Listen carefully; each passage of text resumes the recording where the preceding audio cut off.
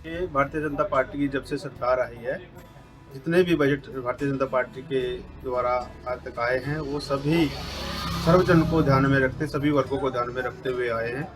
और आने वाला बजट भी सभी वर्गों को ध्यान में रखते हुए माननीय मुख्यमंत्री जी पेश करेंगे।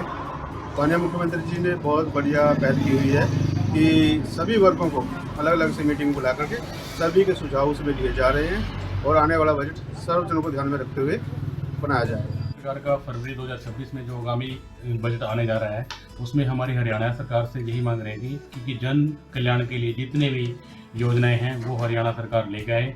जनहित में इस बजट में ज़्यादा से ज़्यादा काम हो, यही हम हमारी हरियाणा सरकार से उम्मीद है। यही हम हरियाणा सरकार से कामना करते हैं कि हर वर्ग का विशेष तौर पर इस बजट के अंदर ध्यान रखा जाए। हरियाणा का जो विधानसभा का बजट इस सत्र का पास होना है, हम इसमें उम्मीद करते हैं कि सभी वर्गों को ध्यान में रखकर बजट को पास किया जाए।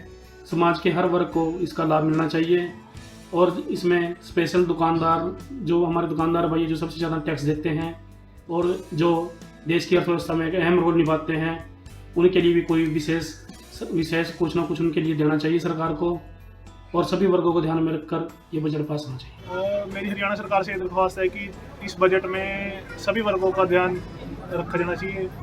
गरीब किसान और मजदूर के बारे में विशेष एक छूट दी जानी चाहिए उनको टैक्स में, और स्वास्थ्य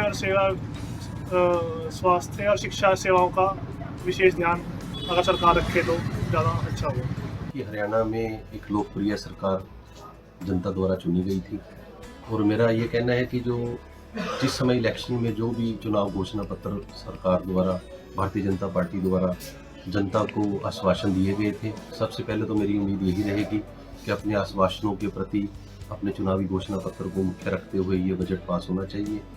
और जो बजट में प्रावधान है, जो कि आम जनता की आम यही सोच रहती है कि जनता के जो भी सुविधाएं हैं, मूलभूत उनकी सुविधाएं हैं, उनको ध्यान में रखते हुए बजट पास किया जाए। जनता के लिए सड़क सुरक्षा व महिलाओं के लिए जो उनका आम तौर पर यह रहता है कि रसोई के बजट को ध्यान में रखते हुए जो भी सरकार एक आम जनता के लिए, सबसे पहले तो आम जनता का ही ध्यान रखना चाहिए। आम जनता को जो भी मूलभूत सुविधाओं में वो सरकार सुविधा प्रदान कर सकती है उसका ध्यान रखा जाए। बजट से हमें सरकार से ये उम्मीद है, वैसे तो सरकार ने अभी तक ध्यान दिया है महिलाओं की तरफ, इसमें हमें सरकार से विशेष उम्मीद है कि महिलाओं की तरफ विशेष ध्यान दें। एक तो हमारा टैक्स स्लैब में थोड़ा और छूट हमें मिले और दूसरा है कि हमारे घर का बजट मेन महिलाओं को ही संभालना होता है। रसोई का बजट हमारा, तो जो थोड़ा खाने पीने की चीज़ें हैं जो वो थोड़ा कम हो, जैसे सरसों का तेल, महंगाई का असर हमारे रसोई पे ज़्यादा होता है। तो हमें सरकार से उम्मीद है कि जो घरेलू ज़रूरत की, जो हर रोज़ की जो ज़रूरत की चीज़ें हैं वो थोड़ा सस्ता हो। और शिक्षा के क्षेत्र में हमें है, बच्चों का शिक्षा ही सबसे ज़्यादा फीसें स्कूलों की बढ़ रही हैं, तो उस पर भी थोड़ा ध्यान दे सरकार। वैसे देखो क्या आता है, हमें उम्मीद तो है सरकार से कि सरकार इन बातों पे ज़रूर ध्यान देगी, क्योंकि हमारे मुख्यमंत्री जी भी तो हमारे हल्के से ही हैं और वो भी एक आम परिवार से ही उठ के गए हैं वहाँ, तो हमें उम्मीद है वो आम आदमी की, आम परिवार की तकलीफ समझेंगे और उनकी तरफ ध्यान देंगे। हमें ये उम्मीद रहेगी इस बार कि स्वास्थ्य सेवाओं के ऊपर, जो कि एक बहुत बेसिक नीड है ना, उसके ऊपर फोकस किया जाए। हमारे यहाँ पर अब दिन प्रतिदिन एक्सीडेंट बहुत ज़्यादा हो रहे हैं और उसके लिए यहाँ पर हॉस्पिटल में कोई सुविधाएं नहीं है और डॉक्टर्स उनको रेफर कर देते हैं आगे फर्दर सिटीज़ के लिए और रास्ते में ही मरीजों की मौत हो जाती है। तो सरकार को इसके ऊपर ध्यान देके हमारे इलाके में स्वास्थ्य सेवाओं के लिए कोई ना कोई ज़रूरी कदम उठाना चाहिए। बाकी जो नॉर्मल बेसिक नीड्स हैं, वाटर सप्लाई के लिए, सीवरेज के लिए, जिसकी बहुत ही दयनीय स्थिति है हमारे इलाके में, उसके ऊपर उनको फोकस करना चाहिए। एक व्यापारी होने के नाते जो सेंटर ने बजट पेश किया, मोदी सरकार ने जो बजट पेश किया, वो बहुत ही एक अच्छा बजट पेश किया इस साल।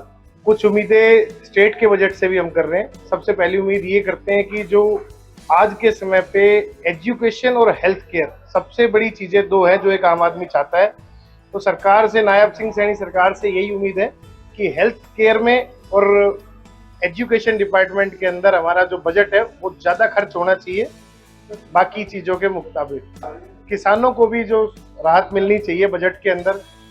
कुछ जो ऐसी चीजें हैं जिन पर टैक्स लग गया, जैसे खाद्य प्रोडक्ट है जिन पर टैक्स लग गया, दूध के ऊपर, दही के ऊपर, वो टैक्स भी सरकार को केंद्र सरकार से बातचीत करके वो टैक्स भी हटवाना चाहिए। बजट से बहुत सी उम्मीदें होती है, इसी पे भविष्य टिका होता है प्रदेश का, हरियाणा की। इसको आने वाले समय में एजुकेशन और मेडिसिन पे फंडिंग बढ़ानी चाहिए। अभी हरियाणा प्रदेश का नाम देश के अंदर अच्छे प्रदेशों में गिना जाता है।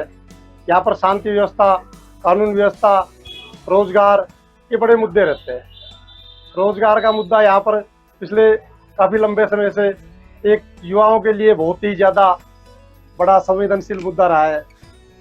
इसके लिए प्रदेश को कुछ चीज़ों में छूट देके, कुछ रोजगार बढ़ा के, जैसे पिछली सरकार ने किया था लोकल में 75% आरक्षण, जो कि प्राइवेट सेक्टर के लिए पॉसिबल नहीं है। अगर उस टाइप का कोई कदम उठाया जाता है तो प्रदेश से उद्योग पलायन पे मजबूर हो जाएंगे। इसकी बजाय औद्योगिकरण बढ़ाने पे जोर देना चाहिए। बाकी रही बात कानून व्यवस्था की, सैनी साहब की दूसरी टर्म में आने के बाद कानून व्यवस्था में मेरा ऑब्जर्वेशन ये है कि कुछ सुधार हुआ है, जो कि कंटिन्यू सुधार की और ज़रूरत है। हरियाणा बजट सरकार जो दे रही है, बीजेपी सरकार का लगातार तीसरी बार विजय होना, लगातार ये बजट पेश करना, सरकार से जनता प्रसन्न है और इसी प्रसन्नता को सरकार जारी रखेगी। और उम्मीद है नगर पालिका को भी पूरा बजट मिलता है, पूरा बजट के साथ नगर पालिका हमारा पूरी सेवा करती है। उसमें स्वच्छता, सरकार के रोड और हॉस्पिटल्स सरकार की तरफ से हर तरह से डेवलपमेंट बहुत अच्छी दिशा में चल रहे हैं। और जो छोटी मोटी शिकायत प्रॉपर्टी आईडी डेवलपमेंट और रजिस्ट्री के लिए होती हैं, वो भी सरकार बहुत ध्यान रख रही है और धीरे धीरे दूर हो रही है। कुछ कॉलोनियाँ हैं जो अवैध हैं, सरकार धीरे धीरे उनको वैध कर रही है।